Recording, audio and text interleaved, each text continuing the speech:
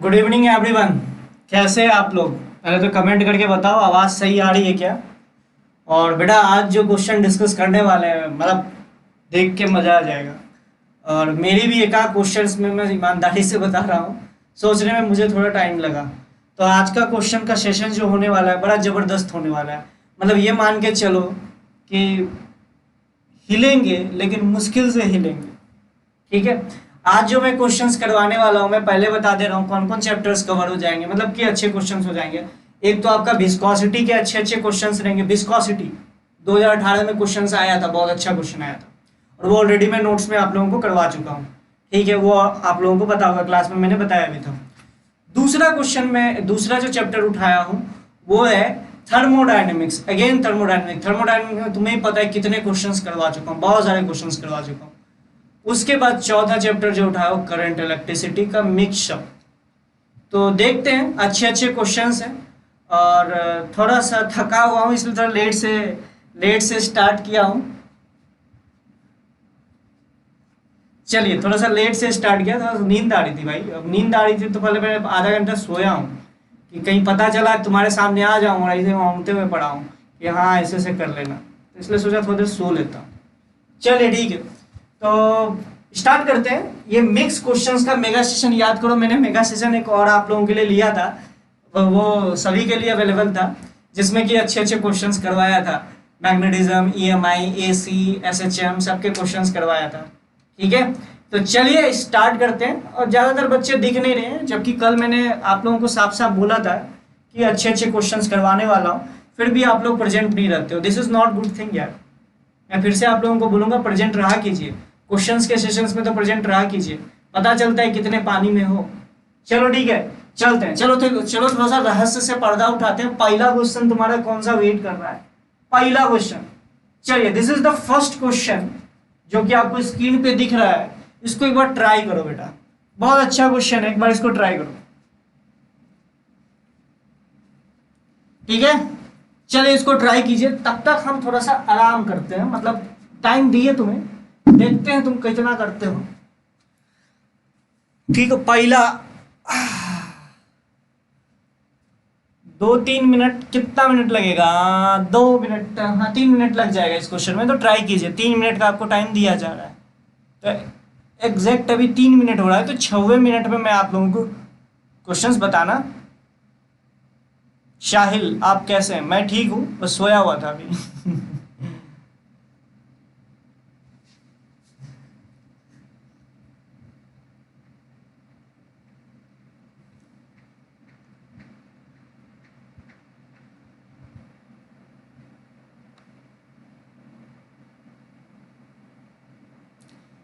चलिए ट्राई कीजिए, अच्छे से ट्राई कीजिए एक बार। उसके बाद इस क्वेश्चन को अच्छे से समझेंगे कि क्या बोलने की कोशिश की जा रही है। ट्राई करो बेटा। और जब दूं क्वेश्चन तो प्लीज़ उसको हल्के में ना लीजिए, ट्राई किया कीजिए। जब बोलता हूँ ट्राई करने के लिए, तो ट्राई करने का मतलब वो ट्राई करना होता है, कुछ और नहीं। तो ट्राई कीजिए अच्छे से। 8 बच्चे बस, मात्र 8 बच्चे। खैर कोई नहीं, अपॉन यू ऑल गाइज, आप पे डिपेंड करता है। जब तुम क्वेश्चन, चलिए अब क्वेश्चन तो सही से दिख रहा है। मैं भले ही काला हो गया हूँ लेकिन आप लोगों को क्वेश्चन तो अच्छे से दिख रहा है। हाँ कोई दिक्कत नहीं है। शियर स्ट्रेस आपसे पूछा है। थोड़ा सा फ्लूइड मिक्स है, देखते हैं कितने लोग सही करते हैं।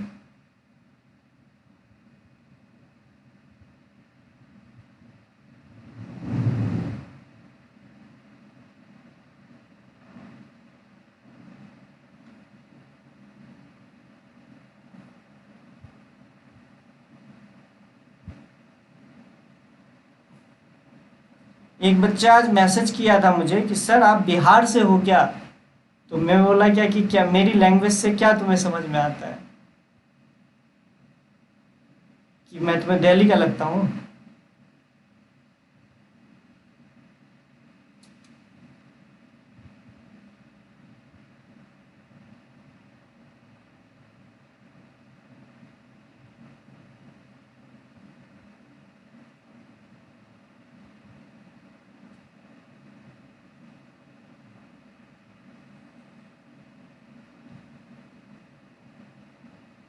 हुआ कुछ, जल्दी से कीजिए, 2 मिनट है।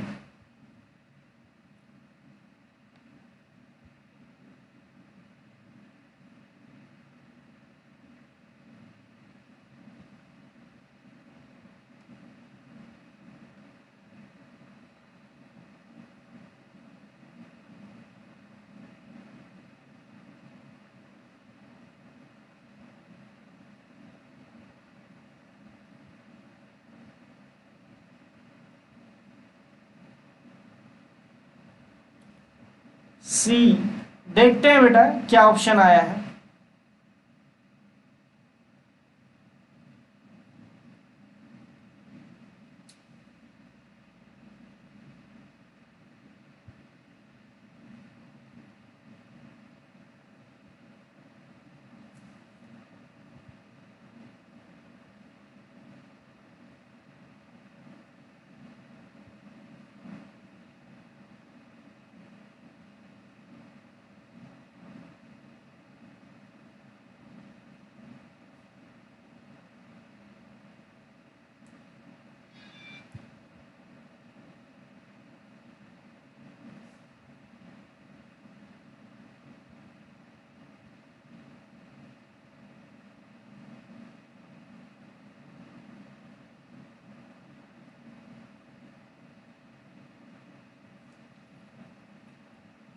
आगे बेटा तुम लोग, चलिए ठीक है।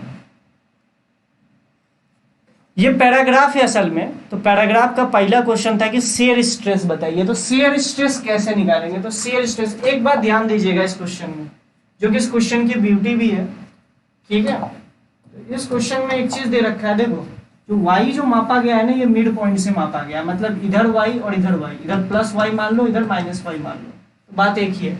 इधर h y और इधर y है। तो ध्यान से देखो, वेलोसिटी जो है, वेलोसिटी का डिस्ट्रीब्यूशन इस रूप में दे रखा है।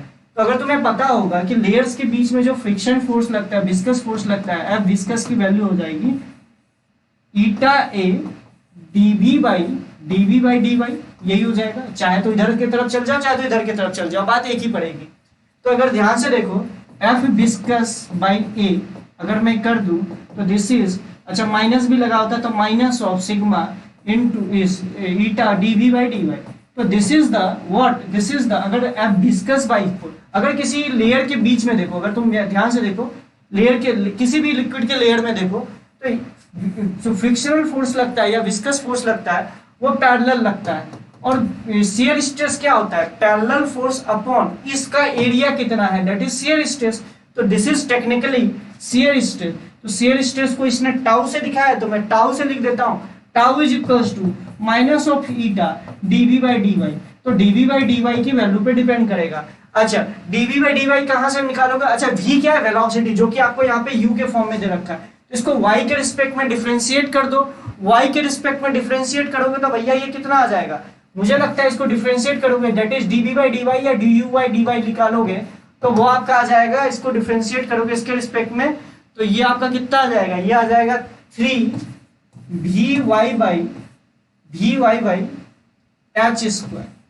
ध्यान से देखो, यही आएगा माइनस के साथ। अगर आपको दिखे तो ये आ जाएगा माइनस के साथ। तो मतलब d u by d y या d v by d y की वैल्यू ये आएगी। अच्छा, अब ये बताओ बॉटम प्लेट इस मिड पॉइंट से कितना नीचे? मुझे लगता है h हाइट नीचे, क्योंकि जितनी भी डिस्टेंस मापी गई है वो आपके मिड पॉइंट से मापी गई है। तो इससे बॉटम कितना नीचे? y डिस्टेंस नीचे। तो y डिस्टेंस अगर नीचे है तो y की जगह आप पुट कर दीजिए h की वैल्यू। तो सिंपल सी बात है, आपका बॉटम पॉइंट का शेयर स्ट्रेस आ जाएगा। शेयर स्ट्रेस हर एक पॉइंट का अलग अलग आएगा और y के डायरेक्टली प्रोपोर्शनल आपको दिख रहा होगा, क्योंकि ईटा जो आपका कांस्टेंट ही दे रखा है। तो आपका आंसर हो जाएगा, समझ रहे हैं मेरी बात को? यहां से आपका आंसर आ जाएगा। तो आपको डीवी बाई डी वाई की वैल्यू यहाँ पे पुट कर दीजिए, माइनस माइनस प्लस हो जाएगा और आपको यहाँ से आंसर मिल जाएगा। ठीक है। अच्छा, अब इस क्वेश्चन का, इसी क्वेश्चन का जो दूसरा पार्ट है, ये दोनों ट्राई कीजिए। अच्छा, वही क्वेश्चन में आपको बोल रखा है कि h/2 डिस्टेंस पे, तो y की जगह h/2 पुट कर दीजिए तो आपका आंसर आ जाएगा। मतलब आपका पहला क्वेश्चन जो है और लास्ट वाला क्वेश्चन है, shear stress on a plate parallel to this wall located at, देख लीजिए ध्यान से, h/2 डिस्टेंस पे कितना आएगा? तो सिंपल सी बात है, इसके जगह क्या बोलते हैं, y की जगह h/2 पुट कर दीजिए तो आपका वहां से भी आंसर आ जाएगा। समझ रहे हैं मेरी बात को? तो पहला क्वेश्चन का आंसर क्या था? A option. A option is correct. अच्छा, इसी तरीके से सेकेंड क्वेश्चन का ऑप्शन क्या हो जाएगा? B option is correct. तो y की जगह h/2 पुट कर दीजिए, आपका आंसर आ जाएगा। ठीक है।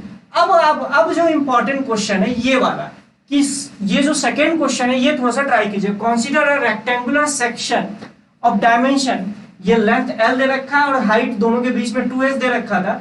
इस जो क्रॉस सेक्शन के थ्रू जो कि पैरेलल है AB के, आपको दे रखा है कि साइड जो है वो पैरेलल है, इससे कितना वॉल्यूम फ्लो हो रहा होगा। वॉल्यूम फ्लो रेट आपसे पूछ रहा है, मतलब volume phloem through this area, जो ABCD एरिया दे रखा है पर यूनिट टाइम। तो सोचिए इसका कैसे आप निकालिएगा।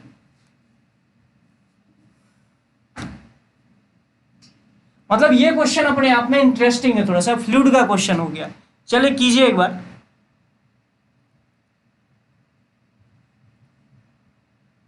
ये वाला क्वेश्चन हो गया है, समझ रहे हो? y की जगह बस h/2 पुट कर दीजिएगा, जो एक्सप्रेशन आया था।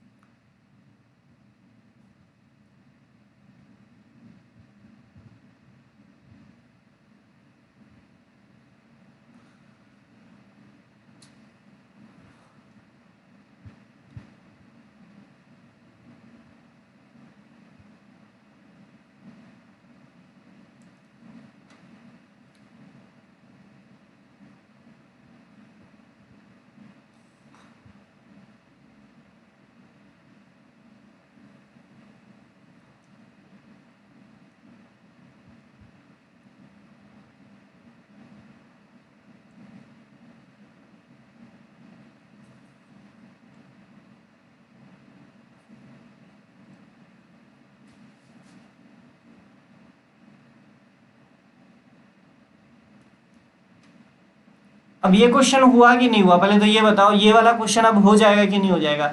मतलब सेकेंड नंबर क्वेश्चन ट्राई कीजिए। वैसे भी तो दोनों क्वेश्चन तो हो ही चुका है, h/2 बस वहां पुट करना है, आंसर आपका आ जाएगा। चलिए ठीक है। अब ये हमें वॉल्यूम फ्लो रेट आपको बताना है, वॉल्यूम फ्लो रेट क्या होगा। चलिए ठीक है। ABCD जो क्रॉस सेक्शन एरिया है उसके थ्रू वॉल्यूम फ्लो रेट क्या होगा, उस एरिया के थ्रू आपका वॉल्यूम फ्लो रेट क्या होगा, ये आपको बताना है। चलिए ठीक है, एक बार ट्राई कीजिए, फिर मैं आपको अच्छे से बताऊंगा। ठीक है, एक बार ट्राई कर लो बेटा।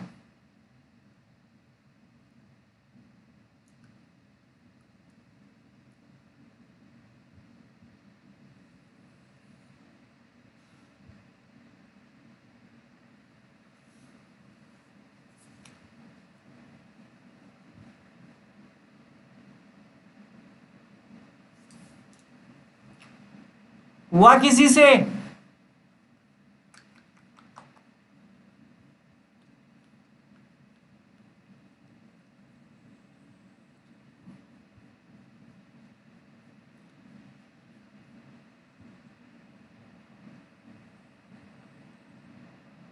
किसी से हुआ ये क्वेश्चन? हाँ या ना बोल दिया करो। साहिल बोल रहा है सी, रवि आनंद सिन्हा सी। ओके, चलिए ठीक है, देखते हैं इसका आंसर क्या होगा। होना चाहिए आपसे, फ्लूइड आप बहुत अच्छे से पढ़े हो, तो मैंने सोचा चलो करवा देते हैं, क्या दिक्कत है।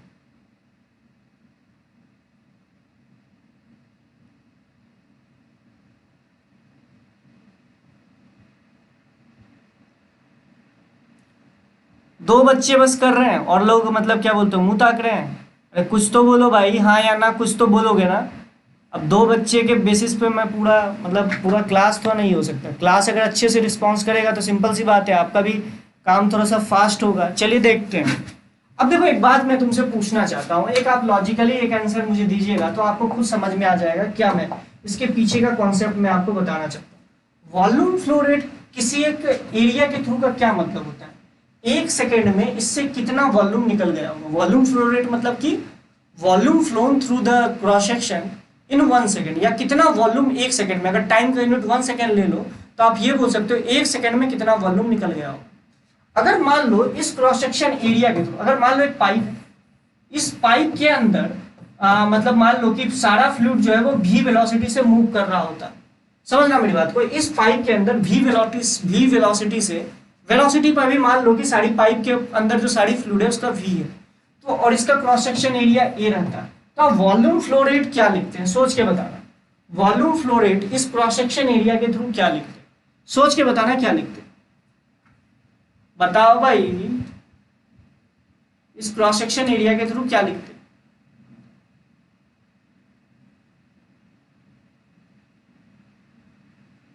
मुझे लगता है वॉल्यूम फ्लो रेट लिखते वेलोसिटी इनटू एरिया।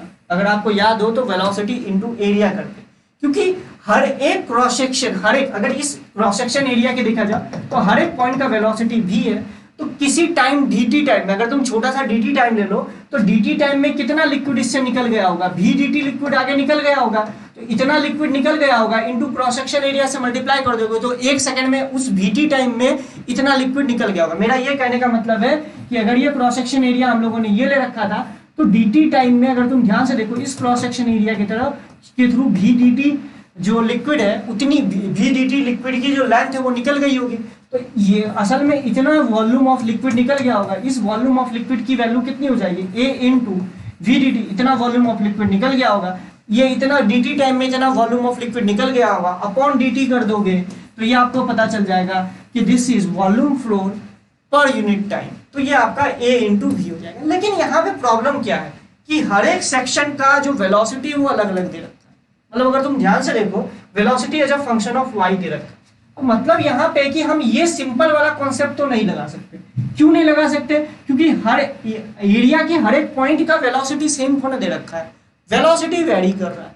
वेलोसिटी अगर वेरी कर रहा है तो मतलब सिंपल सी बात है आपको इंटीग्रेशन मेथड का यूज करना पड़ेगा। अब इंटीग्रेशन मेथड का यूज तो करना पड़ेगा, अब ये बताओ कि उस इंटीग्रेशन मेथड में हमें क्या करना क्या पड़ेगा, ये भी बड़ी भारी दिक्कत वाली बात है। तो चलो देखते हैं इस इंटीग्रेशन वाले मेथड में हम लोग क्या कर सकते हैं। तो पहले तो ये वाला एरिया बना लो, अगर तुम ध्यान से देखो तो this is A B C D, और इसका जो ए से लेके डी तक की जो लेंथ है वो 2h आपको दे रखी है। अगर तुम ध्यान से देखो तो 2h दे रखो, और h के बीच में अगर आपको याद होगा जो वेलोसिटी है हम इधर भी मापते हैं y और इधर से y माप रहे हैं, क्योंकि जो आपका वेलोसिटी का फंक्शन दे रखा है वो आप लोगों को याद है, ठीक है, वेलोसिटी का फंक्शन आप लोगों को दे रखा है। तो मुझे पता है कि y डिस्टेंस पे जैसे से ऊपर की ओर जा रहा हूं, ऊपर या नीचे के जाऊं तो सेम वेलोसिटी मिलेगा। मतलब अगर तुम यहां से y डिस्टेंस पे एक छोटा सा एलिमेंट लो, बहुत छोटा सा एलिमेंट लो, dy y डिस्टेंस पे जाओ छोटा सा dy एलिमेंट लो, तो इस छोटे से एलिमेंट का अगर तुम ध्यान से देखो तो वॉल्यूम फ्लो रेट कितना हो जाएगा, इस छोटे से एलिमेंट का volume flow rate v r लिख देता हूं, वॉल्यूम फ्लो रेट इसका हो जाएगा, ध्यान से देखिए वो हो जाएगा, कितना हो जाएगा, छोटा सा डीवीआर, वॉल्यूम फ्लो रेट को डीवीआर से दिखा देते हो, कुछ भी लिख सकते हो, इट्स अपॉन यू। तो आप क्या लिखोगे, एरिया इनटू वहां की वेलोसिटी। अच्छा एरिया कितना है, एरिया कितना है भैया, एरिया हो गया, ध्यान से देखो ये जो स्ट्रिप लिया है इसका एरिया कितना हो जाएगा, ये हो जाएगा L इंटू डी वाई। अच्छा वेलोसिटी कितना है भाई, वेलोसिटी का टर्म मुझे कोई बताएगा, वेलोसिटी का फंक्शन क्या दे रखा था, वो दे रखा था, ध्यान से देखिए वो दे रखा था 3v/2 इंटू क्या दे रखा था, इंटू दे रखा था 1 minus y square by h square, ये आपको दे रखा था। अच्छा ये आपको पता चल गया कि वॉल्यूम फ्लो रेट इतना। अच्छा अगर तुम एक छोटा सा एलिमेंट वही नीचे लिए होते जो कि y डिस्टेंस नीचे होता है तो मुझे लगता है उसका भी वॉल्यूम फ्लो रेट यही आता, क्योंकि ऊपर और नीचे सिमेट्रिक फंक्शन दे रखा है। मतलब ऊपर वाले का जो वॉल्यूम फ्लो रेट होगा, अगर तो तुम तो ऐसे कर सकते हो, ध्यान से सुनना, आप इसको ऐसे कर सकते हो, इसको 0 से लेके s तक के लिए इंटीग्रेट करो और इसका 2 टाइम्स कर दो, जो ऊपर का वॉल्यूम फ्लो रेट आएगा नीचे वाले का भी वही आएगा, मतलब इसका 2 टाइम्स, इसको 2 से मल्टीप्लाई कर दो तो आपका आंसर निकल जाएगा। मतलब देखो ना जो वेलोसिटी है ऊपर, अगर y डिस्टेंस ऊपर चल जाओ और y डिस्टेंस नीचे चल जाओ तो सेम होगा। तो मैंने क्या किया, y डिस्टेंस ऊपर गए तो dy एलिमेंट में का जो वॉल्यूम फ्लो रेट होगा और नीचे वाला जो वॉल्यूम फ्लो रेट होगा वो दोनों सेम है, तो सिंपल सी बात है उसका 2 टाइम्स कर दो, तो मतलब ऊपर वाला और नीचे वाले का वॉल्यूम फ्लो रेट एरिया का सेम होगा। तो इसी को इंटीग्रेट कर दीजिए, आपका आंसर हो जाएगा। और dy की वैल्यू कहां से 0 से लेके s तक के लिए इंटीग्रेट कर दिए तो इससे आंसर आ जाएगा। इससे आंसर कौन सा आएगा ये तो आप ही लोग बताइएगा, मुझे जहां तक याद है इसका आंसर आपको आई थिंक आंसर इसका सी दे रखा है। इसका आंसर कितना दे रखा है, सी दे रखा है। तो एक बार कमेंट करके बोलो ये समझ में आया या नहीं दे समझ में आया। आंसर आई थिंक सी दे रखा है, इसको सॉल्व करने के बाद आंसर शायद सी दे रखा है, सी दे रखा है, सी दे रखा होगा ना। अच्छा ये बताओ, समझ में आया कि वॉल्यूम फ्लो रेट कैसे निकालना पड़ेगा?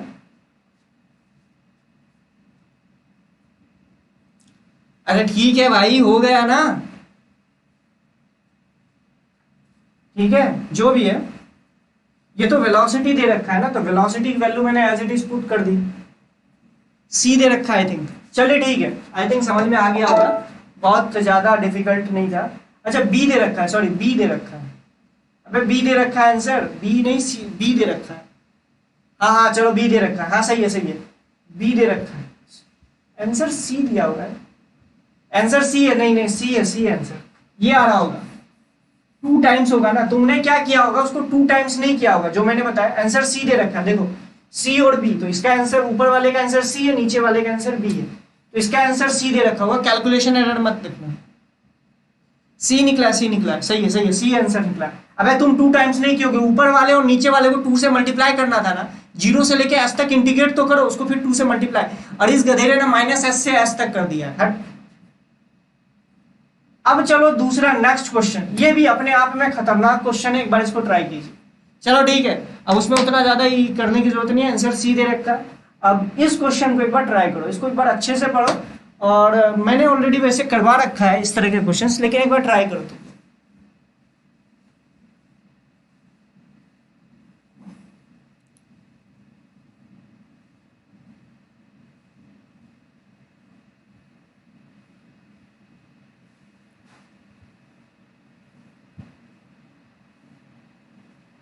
कई लोग तो क्वेश्चन देख के ही ना पागल हो जाते हैं, बोलते हैं कि साला क्या पूछा है। अरे इंटीग्रेशन कर लेना भाई, अब इसमें भी मेरे से इंटीग्रेशन कराओगे तो फिर तुम्हारे और मेरे में अंतर क्या रहा?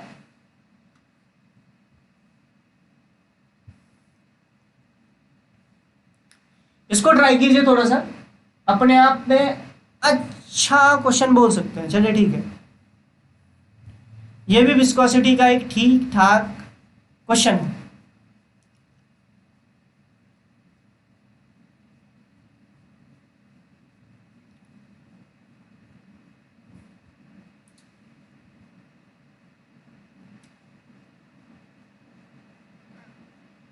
चलो जल्दी से करो इस क्वेश्चन को भी।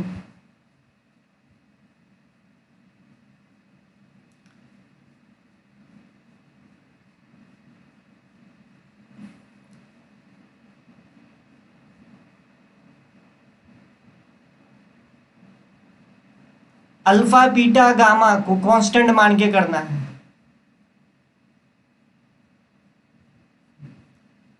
Shehnaaz, good evening sir, sorry for being late. कोई बात नहीं।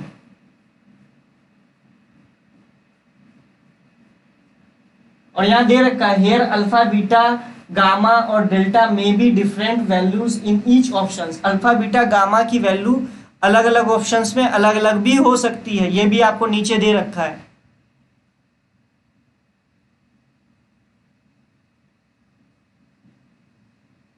हम्म,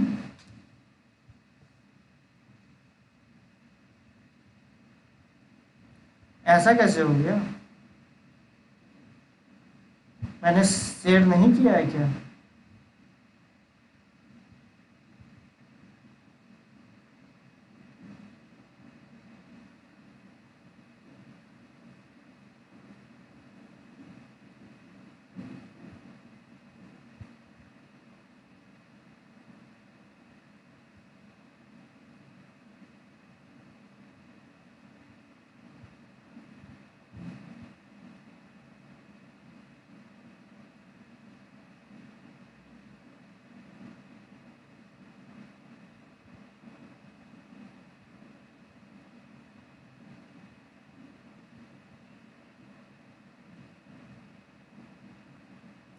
जी एडवांस वाले, जे एडवांस लिंक वाले चैनल में तो मैंने भेजा है, ग्रुप में तो भेजा है भाई।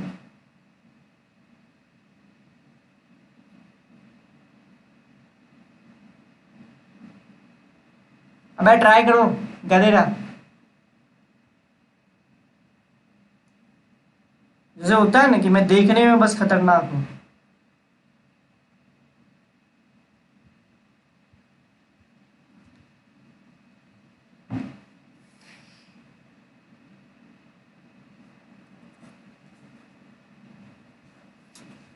cubical block of mass m and surface area 6a is placed on a thin layer of viscous liquid of thickness d और viscosity coefficient eta दे रखा है. Initially block is at rest.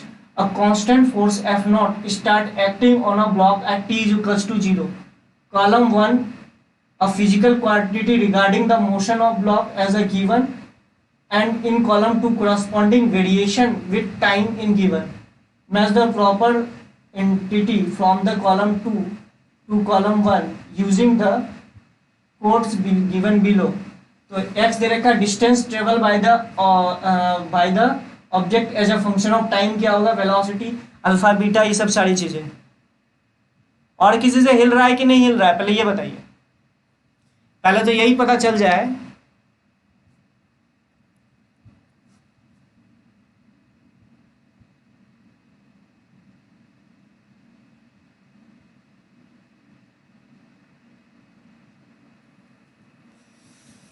देखो इस पर नेट फोर्स क्या लगेगा. अगर तुमने एफ नॉट कांस्टेंट फोर्स लगाया है तो विस्कस फोर्स लगेगा. तो सोचिए नेट फोर्स क्या लगेगा इस ऑब्जेक्ट पर.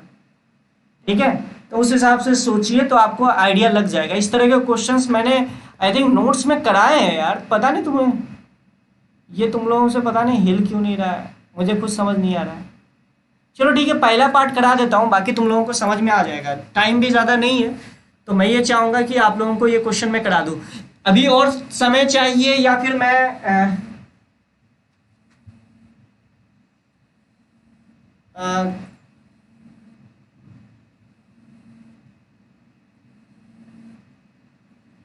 तो एक बार बताइएगा, मुझे टाइम देना चाहिए. ये कौन बच्चा फिर से मुझे कॉल कर रहा है, मैं जब बोल चुका हूँ क्लास के टाइम में कॉल ना किया करें. ये बताओ टाइम देना चाहिए कि मतलब मैं करना चला कर रहा हूँ, चालू करूँ. सर अब चमका. अच्छा चलो ठीक है करो. देखो ना इस ऑब्जेक्ट पर नेट फोर्स कितना लगेगा. अगर विस्कस फोर्स का मतलब होता है फ्रिक्शन. अब हो जाएगा, करो. विस्कस फोर्स का मतलब होता है फ्रिक्शन फोर्स, समझ रहे हो ना. अब ट्राई कीजिए. मतलब लिक्विड इस पे फ्रिक्शन फोर्स लगा रहा है और फ्रिक्शन फोर्स हमेशा अपोजिट लगता है. फ्रिक्शन का क्या मतलब होता है, अपोजिट. जिस मोशन में वो मूव कर रहा हो उसके अपोजिट डायरेक्शन में फोर्स लग रहा होगा. लिक्विड का विस्कस फोर्स. अब सोचो थोड़ा सा इस ऑब्जेक्ट पे नेट फोर्स कितना होगा.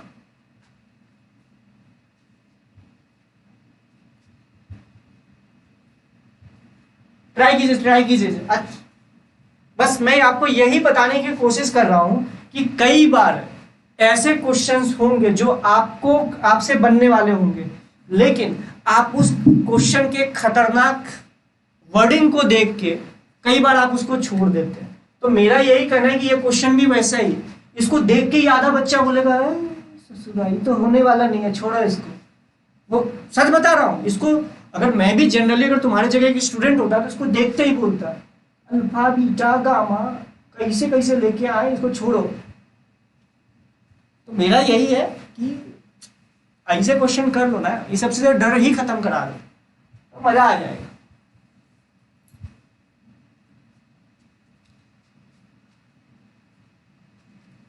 क्वेश्चन अपने आप में बहुत इजी है, जिसको समझ में आ जाएगा बहुत इजी है, और जिसको नहीं आया तो ऑब्वियस सी बात है फिर मुझे तो बताना पड़ेगा.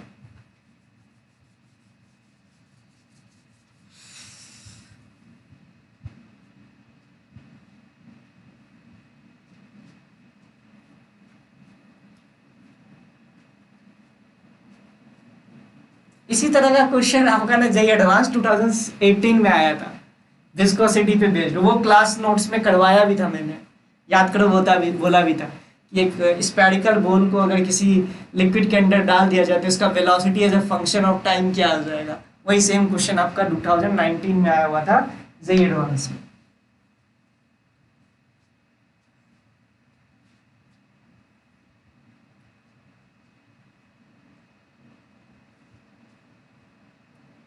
डी आ रहा है distance travel by object as a function of time. आपका फर्स्ट अल्फा इंटू ई की पावर बीटा टी आ रहा है. ए या डी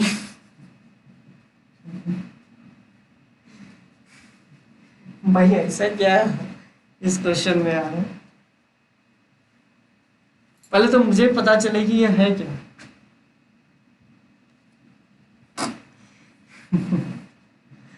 चलिए ठीक है, चलो मैं ट्राई करता हूँ, आप देखिए, अब आप अच्छे से देखिए, अब मैं ट्राई करता हूँ, ध्यान से सुनिएगा। देखो अब मैं ट्राई करता हूँ, ध्यान से देखो। अगर इस ऑब्जेक्ट जो कि जिसका कि एरिया दे रखा है, सिंपल सी बात है, यहाँ सब इस सबसे ज्यादा मतलब नहीं पड़ेगा। अगर इसका एरिया 6 दे रखा है तो एक बात बताइए, ये F0 फोर्स से आगे की ओर बढ़ रहा है, इस पे पीछे की ओर विस्कस फोर्स लगेगा। अगर तुम ध्यान से देखो तो इस ऑब्जेक्ट पे जो F नेट वो आएगा वो कितना आ जाएगा, ध्यान से देखो, F0 minus F viscous. F viscous की वैल्यू क्या होती है, अगर तुम ध्यान से देखो तो F0 तो F0 ही रह गया, माइनस ऑफ ईटा, एरिया आपको दे रखा है 6a, क्या दे रखा है 6a दे रखा है, तो एरिया 6a हो गया। अच्छा, वेलोसिटी को आप क्या लिख सकते हो, अगर तुम ध्यान से देखो, और इसके बाद लिखोगे dv/dvy, अगर तुम ध्यान से देखो तो इसको लिखोगे dv/dv, अगर तुम ध्यान से देखो तो ये क्या लिखा हुआ है, और dy की वैल्यू कितनी दे रखी है, d दे रखी है, तो ये दिस इज d। ये आप लोगों को, कितने लोगों को समझ में आया कि ये आएगा। अच्छा, dv की वैल्यू कितना लिखोगे, अगर तुम ध्यान से देखो तो dv/dy होता है, तो dv की वैल्यू कितनी लिखोगे, अगर तुम ध्यान से देखो कि इस ऑब्जेक्ट की वेलोसिटी अगर ऊपर की ओर मान लोगे v, तो बॉटम पॉइंट की वेलोसिटी कितनी हो जाएगी, 0। तो मतलब dv/dy की वैल्यू मैं डायरेक्टली अगर लिखना चाहूँ तो ऐसे भी लिख सकता था, dv/dy की वैल्यू v/d, मैंने मान लिया कि इसकी वेलोसिटी v दे रखी है। अब ध्यान से देखो, एफ नेट की वैल्यू आ गई F0 minus eta 6a v/d। v/d कैसे लिखा कि मैंने इस ऑब्जेक्ट की वेलोसिटी v मान ली किसी एक इंस्टेंट टाइम पे t पे, और इसका इस पे फोर्स F0 लग रहा था और विस्कस फोर्स इस तरीके से लग रहा था। अच्छा, F नेट को आप क्या लिख सकते हो, मुझे लगता है कि F नेट को आप लिख सकते हो m इंटू इस ऑब्जेक्ट का मास इंटू, ध्यान से देखिए, dv/dt is equals to F0, ध्यान से देखिए, minus of 6 eta a v/d। अब ध्यान से देखो, क्या करो, वेलोसिटी को वेलोसिटी के साथ लेके आओ और टाइम को एक साथ लेके आओ, तो velocity as a function of time पता चल जाएगा। समझ रहे हो मेरी बात को, टाइम वेलोसिटी को क्या करना, तुम ध्यान से देखना, वेलोसिटी को t इक्वल्स टू 0 पे, इसकी वेलोसिटी मतलब मान लेना कि t इक्वल्स टू 0 पे जब आपने ऑब्जेक्ट पे फोर्स लगाना चालू किया, उस समय तो ऑब्जेक्ट आपका रुका हुआ था, तो t इक्वल्स टू 0 पे इस ऑब्जेक्ट की, अगर तुम ध्यान से देखो तो इसका क्या फंक्शन आ जाएगा, अगर तुम इसको ध्यान से देखोगे तो इसका फंक्शन आ जाएगा, ध्यान से देखोगे तो ये आ जाएगा dv अपॉन, अगर तुम ध्यान से देखो तो this is F0 into d minus of 6 eta a v integration 0 से v is equals to m, मतलब कि dt बाई md, इसको इंटीग्रेट कर दीजिए 0 से t तक के लिए। तो यहाँ से आप इंडिकेट कीजिएगा, ऑब्वियस सी बात है, जो कांस्टेंट मान रखा है ना इन्होंने, वो कांस्टेंट जो है उसको आप इस ऐसा कर लो कि इस पूरे कांस्टेंट को मैं कुछ बोल देता हूँ, इस कांस्टेंट को चलो मैं मान लेता हूँ कुछ a, मतलब a मान लेता हूँ, और ये जो कांस्टेंट दे रखा है इस कांस्टेंट को क्या मान लेता हूँ, अच्छा md को भी इसी तरफ ले आओ, मैं ऐसा करता हूँ कि md जो था ना, इस कांस्टेंट को भी इससे डिवाइड करके, ये जो कांस्टेंट है ये b हो चुका है, ध्यान से देखो ये b हो चुका है, और ये 0 से लेके t तक, मतलब कांस्टेंट को कुछ मान लिया, कांस्टेंट का एग्जैक्ट आपको निकालना था ना, तो आप उस चीज को ढो क्यों, तो उस जो मसाला पूरा वाला जो कांस्टेंट उसको a मान लिया, और v के साथ जो कांस्टेंट आ रहा है उसको b मान लिया। तो ध्यान से देखो, अब इसको इंटीग्रेट करना आसान हो गया, तो इसको इंटीग्रेट कर लीजिए तो आपको आसानी से velocity as a function of time आपको मिल जाएगा। तो पहले एक बार कमेंट करके बताइएगा कि अब ये हो जाएगा कि नहीं हो जाएगा। तो velocity as a function of time पता चल गया, तो velocity as a function of time क्या आएगा बताइए, इसको सॉल्व करने के बाद क्या आ जाएगा, आराम से निकल जाएगा, मुझे लगता है velocity as a function of time पता चल जाएगा। ठीक है, अच्छा अब हो जाएगा ना आई थिंक। अब velocity as a function of time मुझे लगता है v की वैल्यू आ जाएगी, जहां तक मुझे पता है वो आती है आई थिंक चौथा नंबर, ये आएगा, ये वाला आएगा, अगर तुम उसको ध्यान से देखोगे तो ये चौथा नंबर वाला ऑप्शन आएगा। मतलब अगर ए बी के हिसाब से सोचो तो this is a by b into 1 minus of e to the power what, e to the power क्या हो जाएगी माइनस bt, ये आपका जाएगा। अब इसी के फॉर्म में देख लो, असल में a बाई बी आपका अल्फा दे रखा है, और b जो है मतलब कि इसके साथ बीटा, मतलब a बाई बी का मल्टीप्लीकेशन बीटा दे रखा है, और उसके बाद गामा की पावर दे रखा है। तो सिंपल सी बात है, आपका फोर्थ ऑप्शन सही हो जाएगा। मतलब वेलोसिटी की जो वैल्यू आएगी वो कुछ ऐसे दिखेगी आपको, समझ रहे हो मेरी बात को, ए बाय बाई इंटू 1 - e⁻ थी, जो कि आपको इस तरीके से दिख रहा हो। ये वाला ऑप्शन, फोर्थ वाला ऑप्शन भी इसी तरीके से हो रहा है। अबे a by b, minus of a by b को बीटा बोल दिया, और a by plus of a by b को अल्फा बोल दिया, और बी को गामा बोल दिया है, तो ये फोर्थ वाला ऑप्शन सही हो गया ना। अगर वेलोसिटी आपको पता चल गया है तो वेलोसिटी को आप लिख सकते हो dx by D T, dx by D T. T को उस तरफ लेके जाओ, फिर इंटीग्रेट कर दो, टी को इंटीग्रेट कर दो कहां से कहां तक, 0 से लेके टी तक, और एक्स को इंटीग्रेट करो 0 से लेके एक्स तक के लिए, तो x as a function of आपका टाइम पता चल जाएगा, एक्स एज अ मतलब कि फंक्शन ऑफ टाइम पता चल जाएगा। फिर अच्छा, अगर तुमको एक्सेलरेशन निकालना है तो वेलोसिटी को डिफरेंशिएट कर दो टाइम के रिस्पेक्ट में, तो आपका ये आ जाएगा। अच्छा, लेकिन अब नॉर्मल सी बात है, अब एक चीज आपको पूछा है, rate of change of kinetic energy of block. अब ये कैसे निकाले भैया, rate of change of kinetic energy of block. अच्छा एक बात बताओ, इस ऑब्जेक्ट का वेलोसिटी आपको पता है, मतलब किसी टाइम टी पे इस ऑब्जेक्ट का वेलोसिटी क्या होगा वो आप लोगों को पता है, तो मैं एक बात बोल सकता हूँ, इसका जो काइनेटिक एनर्जी होगा वो होगा हाफ mv²। ऑब्वियस सी बात है, वेलोसिटी चेंज हो रहा है, तो मैं इसको क्या टाइम के रिस्पेक्ट में डिफरेंशिएट कर सकता हूँ, तो क्या मैं इसको लिख सकता हूँ 2dk/dt इज इक्वल्स टू, ध्यान से देखो 2 से मल्टीप्लाई हो जाएगा, 2 से मल्टीप्लाई हो जाएगा तो इसको क्या लिख सकते हो, ध्यान से देखो, तो ये हो गया mb, 2mb, तो मतलब ये हो जाएगा mb इंटू db/dt। ध्यान से देखो यही आ जाएगा, dk/dt की वैल्यू लिखोगे, इसको डिफरेंशिएट करो, हाफ कांस्टेंट है, m कांस्टेंट है, तो v² का डिफरेंशिएशन 2v, और फिर dv/dt, तो dv/dt तो आप निकाल सकते हो, क्योंकि velocity as a function of time आपको पता है, और वेलोसिटी भी आपको पता है, तो velocity as a function of time को टाइम के रिस्पेक्ट में डिफरेंशिएट कीजिए, फिर वेलोसिटी के फंक्शन के साथ उसको मल्टीप्लाई कर दीजिए और मास से मल्टीप्लाई कर दीजिए, तो आपका rate of change of kinetic energy of a block आ जाएगा। तो बताओ अपने आप में अच्छा क्वेश्चन था या नहीं था, पहले ये बताओ, अपने आप में अच्छा क्वेश्चन था या नहीं था, अरे बताओ भाई, हाँ या ना बोलो, this was the good question और नॉट, ये अच्छा क्वेश्चन था या नहीं था। चलिए अच्छी बात है बेटा, यहाँ बात होने ना होने की नहीं है, आपको समझ में आ गया, इसका मतलब ये नहीं कि हर बच्चे को समझ में आ जाएगा, ठीक है।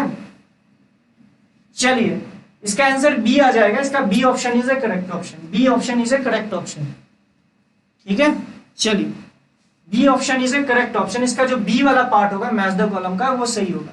चलिए अब ये वाला क्वेश्चन ट्राई कीजिए, this is the question of thermodynamics, ये थर्मोडायनेमिक्स का एक बहुत अच्छा क्वेश्चन है, इस क्वेश्चन को ट्राई कीजिए, जो पिछला क्वेश्चन कर चुके हैं वो भी इस तरीके से,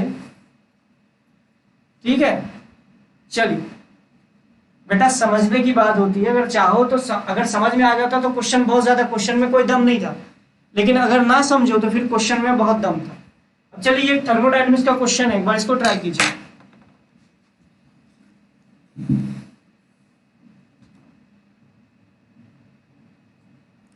चलो इस थर्मोडायनेमिक्स के क्वेश्चन को कीजिए, चलो करो एक बार अच्छे से पढ़ो, ये पूरा पूरा पैराग्राफ है जिसमें कि 3 क्वेश्चंस दे रखे हैं और तीनों मैंने इसी में डाल रखे हैं, तो एक बार इसको आप ट्राई कीजिए, मैं आपको देता हूं 3 से 4 मिनट, आप इसको एक बार ट्राई कर लीजिए।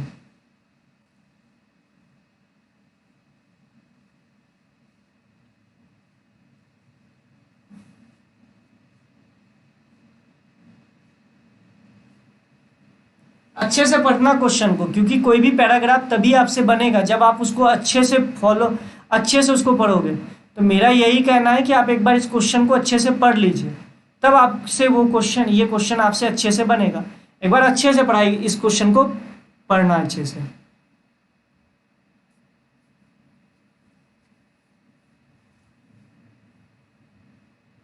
एक बार मैं बैटरी चेंज कर देता हूँ, ठीक है, तब तक आप लोग या तो क्वेश्चन का स्क्रीनशॉट ले लीजिए या क्वेश्चन ट्राई करते रहिए, ठीक है। क्वेश्चन को अच्छे से पढ़ो, बन जाएगा क्वेश्चन। ये थर्मोडायनेमिक्स का लगता खतरनाक है लेकिन बन जाना चाहिए, आई थिंक, मेरे को तो लगता है कि 1-2 बच्चे तो कर ही देंगे।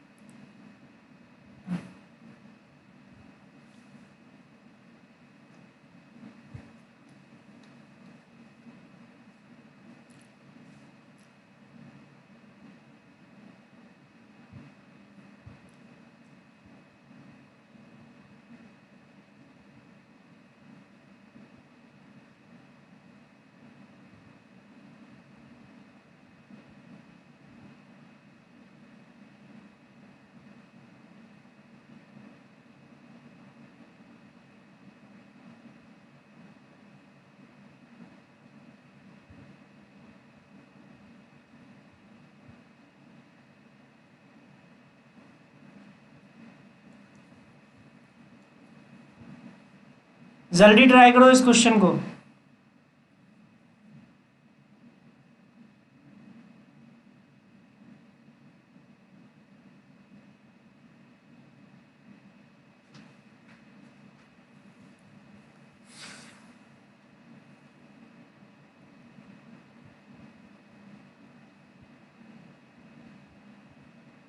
अच्छा ये बताओ, ये क्वेश्चन पढ़ के क्या हुआ, बन रहा है कि नहीं बन रहा है? एक बार कुछ रिस्पॉन्स करो कि क्वेश्चन बन रहा है या फिर मतलब कि बाउंस हो रहा है, कुछ समझ में ही नहीं आ रहा है।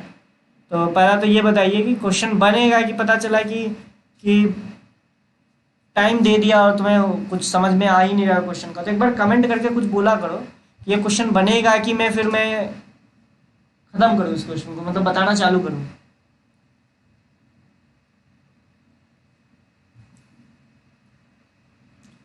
क्वेश्चन थोड़ा सा कैलकुलेटिव हो सकता है, चलो ठीक है देखते हैं। सेकेंड पार्ट इसका थोड़ा कैलकुलेटिव होगा।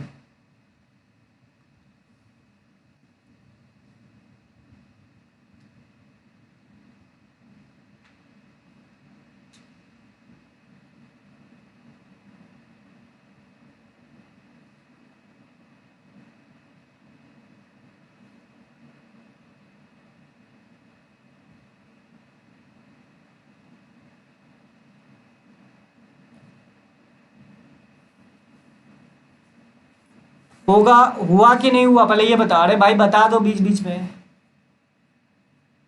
सर मैंने लेट ज्वाइन किया था, थर्मो अभी कवर नहीं हुआ है, सो मेरा सो ट्राइंग, बता दो।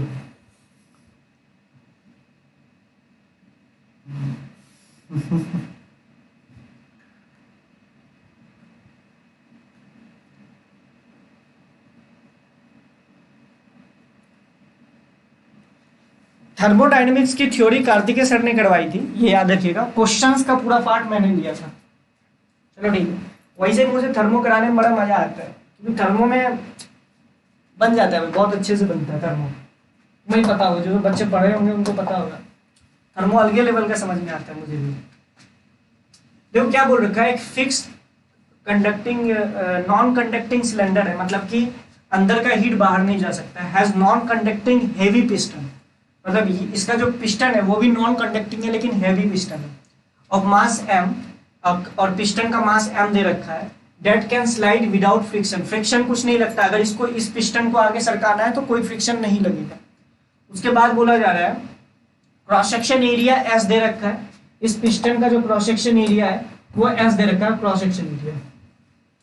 अच्छा गामा की वैल्यू 1.5 दे रखी है, मतलब 3/2 दे रखी है, ध्यान से देखो गामा की वैल्यू 3/2 दे रखी है। अच्छा इनिशियल वॉल्यूम जो है v है और इनिशियल प्रेशर p दे रखा है, तो मतलब अच्छा, और आपको बोल रखा है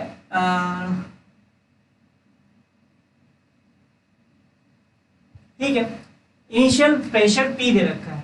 assume that the outside pressure on the piston is 0, मतलब इस आउटसाइड प्रेशर जो है p आउट जो है इसकी वैल्यू आपको 0 दे रखी है, मतलब वैक्यूम पे ये सिस्टम रखा हुआ है। इनिशियल एक्सेलरेशन ऑफ पिस्टन क्या होगा, अगर तुम ध्यान से देखो, पिस्टन अगर तुम्हारा ऐसे रखा हुआ है, इसका मास m है, और ध्यान से देखो अंदर के गैस का प्रेशर अगर p है, तो समझना मेरी बात को। अब तुम ऐसा सोचना, तुम ऐसे हो, इधर से तुमको कोई फोर्स लगा के नहीं रोक रखा है और इधर से कोई एक F फोर्स लगा रहा है, तो तुम्हारा एक्सेलरेशन क्या होगा, और नीचे में कोई फ्रिक्शन फोर्स नहीं लग रहा है।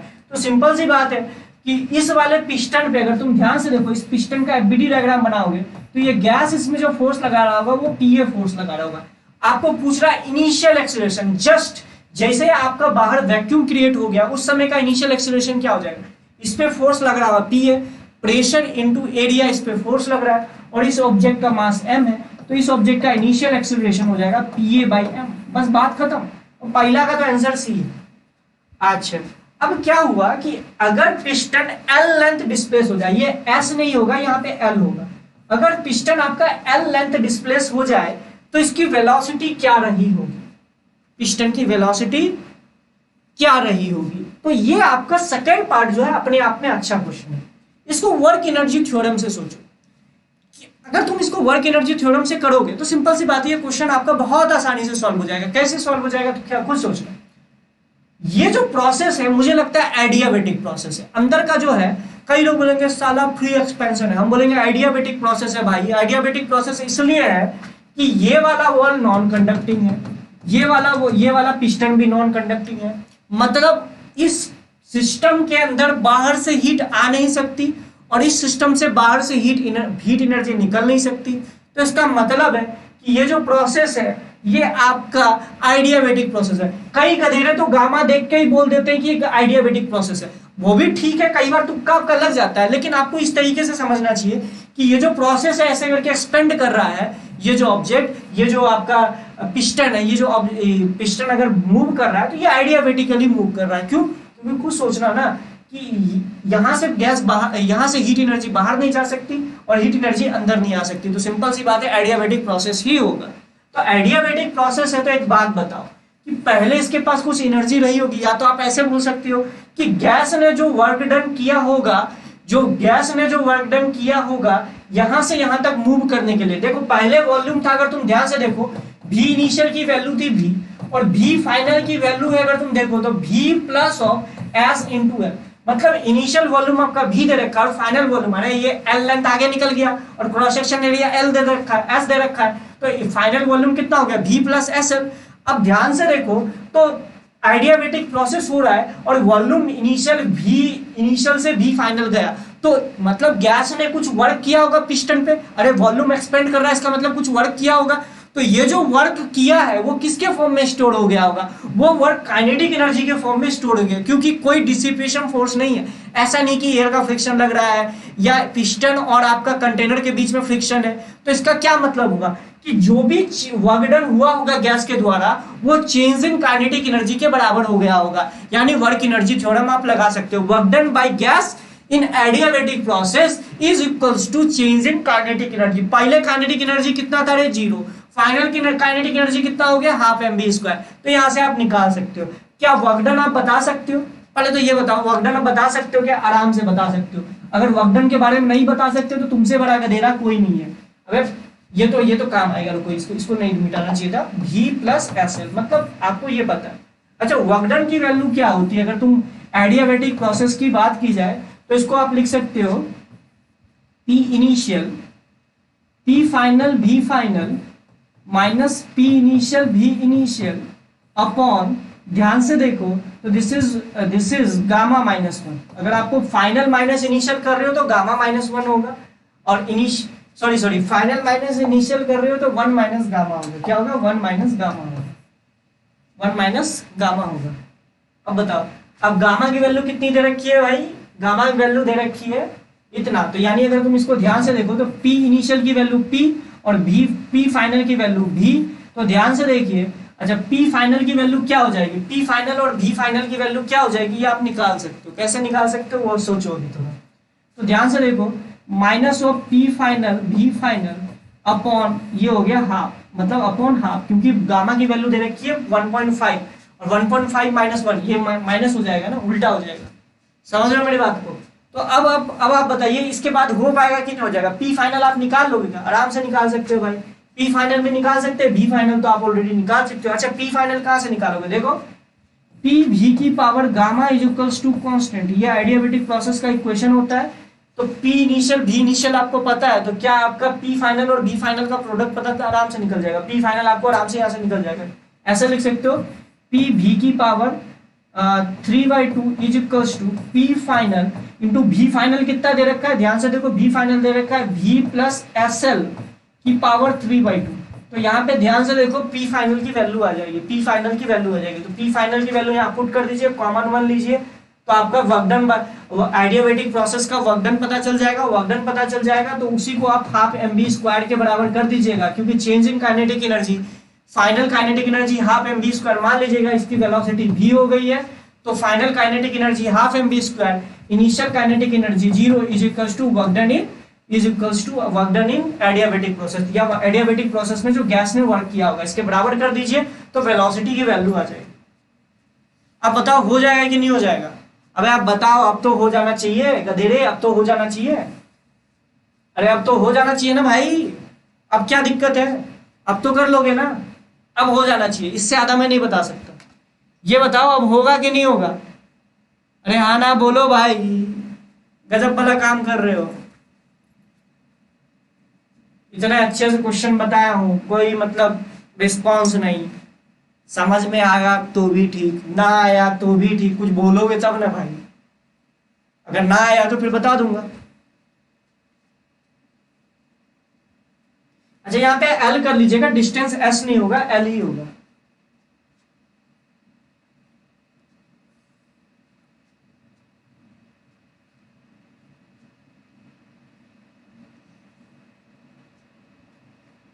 चलो ठीक है, अब थर्ड वाला पार्ट बनेगा कि नहीं बनेगा पहले ये बताओ। अब थर्ड वाला पार्ट भी है लल्लू, थर्ड वाला पार्ट हो बनेगा कि नहीं बनेगा। अब हो जाएगा, मैं ये मान के चल रहा हूँ, इसके बाद कैलकुलेशन आपका पार्ट है, आप कर लीजिएगा। अरे पी फाइनल पता चल जाएगा, बी फाइनल ऑलरेडी निकाल चुके हो, दोनों का प्रोडक्ट है, इसके बाद सॉल्व करना, उसको आप एम बी स्क्वायर के बराबर कर देना, बात खत्म। चलिए ठीक है, इसको मिटाता हूं मैं। अब बताओ थर्ड वाला पार्ट बनेगा कि नहीं बनेगा। थर्ड वाला पार्ट, जो थर्ड वाला पार्ट है वो क्वेश्चन होगा कि नहीं होगा। For a temperature of gas drop to 1/2।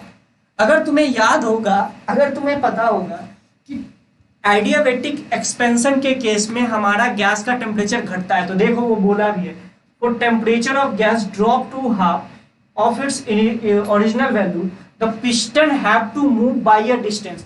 अगर इसका टेम्परेचर पहले टेम्परेचर का टी था, अब टेम्परेचर T/2 हो गया, तो आपको बताना है कि पिस्टन कितना मूव कर चुका हो। चलिए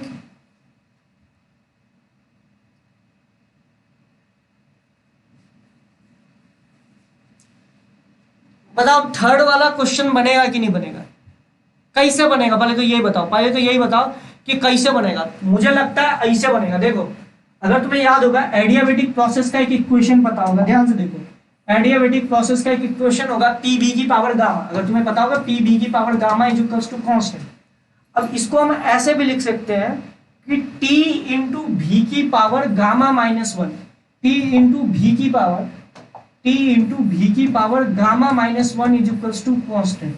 ये होता है टी इंटू भी की power gamma -1 is equals to constant. तो मतलब आप लिख सकते हो कि T initial by T final, ध्यान से देखो, T initial by T final या T final by T initial लिख लो, ज्यादा अच्छा रहेगा। तो इसको लिख लेते T final by T initial is equals to, ध्यान से देखो तो ये क्या हो जाएगा, इनवर्स है, तो ये आ जाएगा भी इनिशियल बाई भी फाइनल की पावर गामा -1। अच्छा T final by T initial की वैल्यू कितनी दे रखी है आपको, हाफ दे रखी है। अगर देखो ना फाइनल जो है वो आधा हो गया इनिशियल का, तो हाफ हो गया। अच्छा भी इनिशियल कितना है भैया, अभी आपको बताया था, भी इनिशियल की वैल्यू मान लो, भी इनिशियल की वैल्यू भी है। अच्छा भी फाइनल की वैल्यू कितने लोगों के, मान लो कि ये एल लेंथ मूव कर गया, या आप ये मान लो कि एक्स लेंथ मूव कर गया, तो फाइनल वॉल्यूम कितना हो जाएगा, भी इंटू एक्स इंटू एस। इसी एक्स की वैल्यू तो पुट करना है। अब ध्यान से देखिए, ये आपका है हाफ इज इक्वल्स टू, ध्यान से देखो इसको लिखोगे भी बाई भी प्लस एक्स इंटू एस की power gamma -1 that is half हो जाएगा। गामा -1 1.5 -1 तो 0.5 दैट इज हाफ। तो यहां से x की वैल्यू निकाल लीजिए, आपका आंसर आ जाएगा। ठीक है, x की वैल्यू निकाल लीजिए, आपका आंसर आ जाएगा। ठीक है, आई थिंक x की वैल्यू आ जाएगी 3v/s। कितना आ जाएगा, 3v/s, 3v/s, मतलब C option is correct, C option is correct, निकाल के देखना आ जाएगा 3v/s। अरे इसको इस तरफ करोगे ना स्क्वायर हो जाएगा, ये 1/4 हो जाएगा, करके देखना आ जाएगा। ठीक है चलिए, चलिए ठीक है, हो जाएगा। बताना मेरा फर्ज था, कई लोगों से बन गया होगा। आ जाओ, चलो ये लास्ट क्वेश्चन करो करंट इलेक्ट्रिसिटी का। अब मैं थक गया हूं, अब ये लास्ट क्वेश्चन करो, उसके बाद छुट्टी तुम लोगों की। अच्छा एक बार बैटरी चेंज करने दो मुझे, कोई दिक्कत नहीं, बैटरी चेंज करने दो।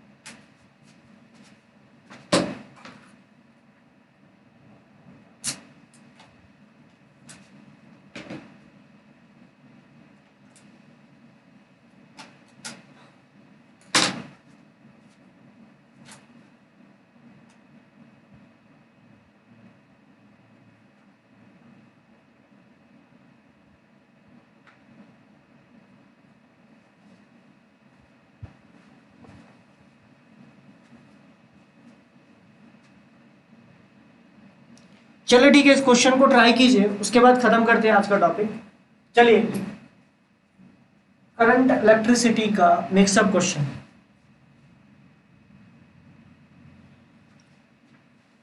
सर, एक सेमीकंडक्टर ट्रांजिस्टर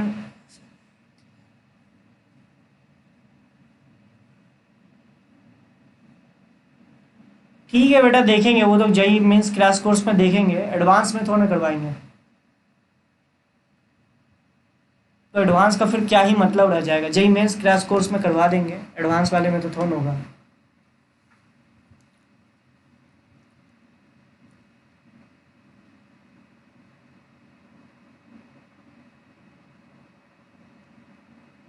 ज़्यादा टाइम नहीं दूंगा आपको, बस 1 मिनट मिला है इस क्वेश्चन को ट्राई करने के लिए, तो इस क्वेश्चन को एक बार ट्राई कर लीजिए। इसको थोड़ा सा मैं जूम कर देता हूँ, इस क्वेश्चन को ट्राई कर लो, उसके बाद जल्दी से मैं देखूंगा, जल्दी से मैं इसको सॉल्व करवाऊंगा। फिर मैं भी जाके खाना पीना, भूख लग गया है, खाना खाना भी मुझे खाना है।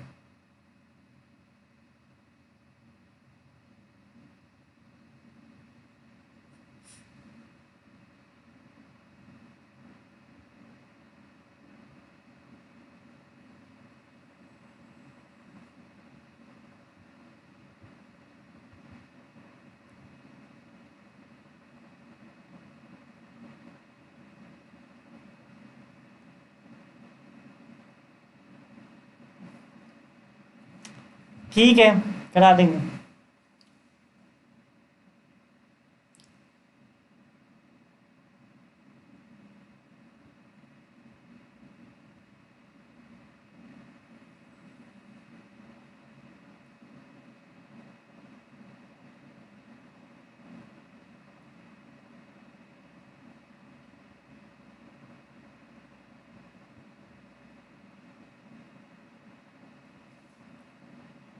चलिए ठीक है, अब बहुत हुआ, अब इस क्वेश्चन को देखते हैं। क्या दे रखा है, a resistor has initial resistance R0 at 0 degrees Celsius. Now it is connected to an ideal battery of constant EMF V.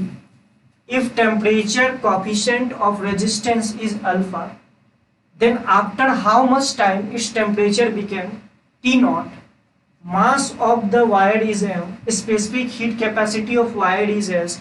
Assume that the resistance varies linearly with temperature. Also neglect the heat loss to the surrounding. मतलब question में ये दे रखा है कि कुल मिला के आपको कैलोरीमेट्री प्लस हीट ये मिलके करना है। मतलब एक ये आपका रेजिस्टेंस है, अगर तुम इसको ये सोचो, ये एक रेजिस्टेंस वायर है, इसका आपको सब कुछ दे रखा है, इसको हमने भी बैटरी वाले ईएमएफ से कनेक्ट करा लिया है, तो इसके क्रॉस पोटेंशियल डिफरेंस कितना हो जाएगा, भी हो जाएगा। मतलब ये इसमें जो पावर डिसिपेट हो रहा होगा, अगर तुम ध्यान से देखो, इसका रेजिस्टेंस के पावर का क्या मतलब होता है, ये इतनी एनर्जी कंज्यूम कर रहा होगा। अगर ये इतनी एनर्जी कंज्यूम कर रहा होगा तो ये एक बार बताइए, रेजिस्टेंस के क्रॉस अगर पावर कंज्यूम होता है तो वो किसके फॉर्म में आता है, जनरेट होता है, वो हीट एनर्जी के फॉर्म में जनरेट होता है। तो पावर को आप लिख सकते हो v²/r। ध्यान से देखो, दिस इज v²/r। लेकिन अब अगर तुम ध्यान से देखो, जैसे जैसे पावर कंज्यूम करता जाएगा, इसका रेजिस्टेंस वेरी करता जाएगा, तो इसके रेजिस्टेंस को आप लिख सकते हो v² रेजिस्टेंस की वैल्यू लिख सकते हो R0 × 1 + alpha delta T. T final कितना, फाइनल टेम्परेचर टी हो चुका है तो टी मान लें, और इनिशियल टेम्परेचर T0 था, तो देखिए ये आपका हो जाएगा, अगर तुम इसको ध्यान से देखोगे तो this is R0 alpha T. ध्यान से देखो, अच्छा पावर को आप क्या लिख सकते हैं, dQ/dt। अगर तुम ध्यान से देखो तो इसको हम लिख सकते हैं dQ/dt। अगर तुम ध्यान से देखो तो इसको हम लोग लिख सकते हैं dQ/dt। अच्छा dQ/dt को आप क्या लिख सकते हो, अगर तुम ध्यान से देखो तो इसको लिख सकते हो ms dt/dt। अगर तुम ध्यान से देखो dQ/dt को हम लिख सकते हैं ms dt/dt। मास दे रखा है, s दे रखा है, तो dQ/dt की जगह तुम ध्यान से देखो, इसको लिख देते हैं ms dt/dt is equals to, ध्यान से देखिए ये हो जाएगा v², v तो कांस्टेंट है भैया, R0 × 1 + अल्फा टी। अब कुछ नहीं करना है, टेम्परेचर को टेम्परेचर की जगह लेके जाओ। अब ध्यान से देखो, टेम्परेचर को टेम्परेचर की जगह लेके जाओ तो 1 + अल्फा टी का dt के रिस्पेक्ट में इंटीग्रेशन हो जाएगा, dt के रिस्पेक्ट में इंटीग्रेशन हो जाएगा, और ये हो जाएगा, देखो ध्यान से देखो तो v²/R0 × ms × dt। अगर ध्यान से देखो, 0 टाइम पे इसका टेम्परेचर कितना था, 0 डिग्री सेल्सियस, और t टाइम पे इसका टेम्परेचर कितना हो गया, t डिग्री सेल्सियस। तो इसी टी की वैल्यू निकालनी है, तो इससे आप इसको इंटीग्रेट कर दीजिए, उसके बाद v square by r naught m s से इसको डिवाइड कर दीजिएगा, तो आपका आंसर आ जाएगा। तो इसका आंसर आपको हो जाएगा। ठीक है, चलिए, तो ये आपका आंसर होगा। इसका आंसर क्या दे रखा, एक बार बताइए, ये समझ में आया कि नहीं आया? बस इस क्वेश्चन का कॉन्सेप्ट ये था कि जैसे जैसे इसको पावर मिलेगा इसका रेजिस्टेंस भी चेंज हो जाएगा, तो resistance as a function of temperature मैंने लिख लिया। अब आप dq बाई डी को, पावर को आप dq बाई dt लिख सकते हो, dq बाई dt को ms dt बाई dt लिख सकते हो, तो वहां से आप इसको इंटीग्रेट कर दीजिए, इसका आंसर हो जाएगा।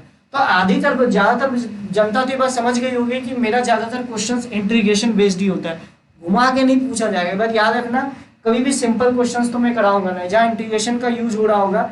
मतलब अब ऐसा मत समझ लेना कि साला ये करवा रहा है तो इसका मतलब इंटीग्रेशन ही यूज हो रहा होगा, ऐसा भी नहीं है। क्वेश्चन अच्छा होगा तभी मैं उसको पिक करता हूँ। चलिए ठीक है, आज यहीं तक रखते हैं। पूरा का पूरा आपका सेशन आज कंप्लीट हुआ है, जिसमें कि मिक्स क्वेश्चन के अच्छे अच्छे क्वेश्चंस किए हम लोगों ने। अब जो नेक्स्ट चैप्टर हम लोग देखेंगे, वो नेक्स्ट चैप्टर देखते हैं मैग्नेटिक इफेक्ट ऑफ करंट। पहले हम लोग करेंगे magnetic effect of current, sorry capacitor ही कर लेते हैं। कैपेसिटर 2-3 लेक्चर में हम लोग कंप्लीट कर लेंगे, इसको थोड़ा सा फास्ट करेंगे। कैपेसिटर को जो है मैं थोड़ा सा फास्ट करवाऊंगा, और कैपेसिटर के क्वेश्चंस 1-2 सेशन में ले लेंगे। उसके बाद हम लोग आरसी सर्किट थोड़ा बहुत करवा देंगे, कैपेसिटर में ही मैं आरसी सर्किट आप लोगों को करवा दूंगा, ठीक है।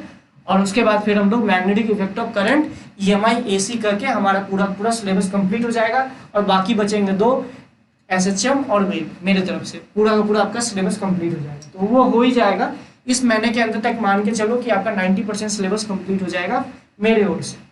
और तुम्हें पता है, मैं इतने क्वेश्चंस के सेशन नहीं लिया होता तो अभी तक बहुत आगे रहता। तुम्हें पता है, इतने क्वेश्चंस के सेशन नहीं था, 1-2 क्वेश्चन के सेशंस थे, लेकिन फिर भी एक समझ लो ना कितने के क्वेश्चंस के सेशन मैंने लिए हैं। चलिए ठीक है, और जरूर कमेंट अभी जरूर बताना कि कैसा लगा आज का लेक्चर, कैसा लगा जरूर बताना। अगर ऐप पे देख रहे हो तो नीचे जरूर कमेंट करके बताना कि कैसा लगा आज का सेशन।